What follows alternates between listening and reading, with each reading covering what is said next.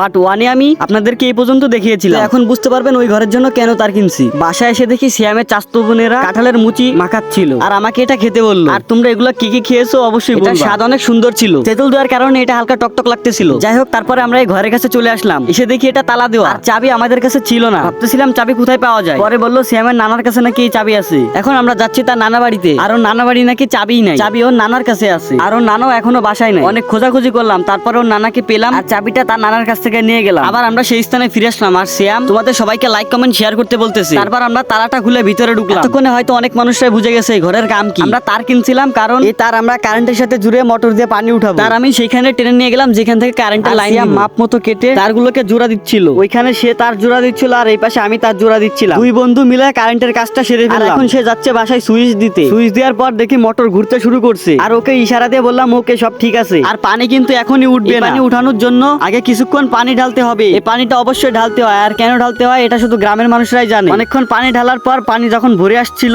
তখন ভিতরে একটা কল ছিল, এটা বেশ কিছুক্ষণ চাপাচাপি করা লাগে, তার ফলে পানি উঠে। আর নয়তো উঠে না। যেহেতু এখন পানি উঠছে ছোট কলে, তার জন্য সে মোটরে সুইচ দিতে গিয়েছে বাসায়। ভাবতেছিলাম যদি উল্টাপাল্টা কিছু হয়ে যায় আমাদের সাথে, কিন্তু আল্লাহর রহমতে কিছুই হয় না আর পানি সফলভাবে উঠেছিল। তখন খুশিতে দুজন ইয়েস ইয়েস করতেছিলাম। সবাই বুঝতে পেরেছো তার কেন কিনতে গিয়েছিলাম।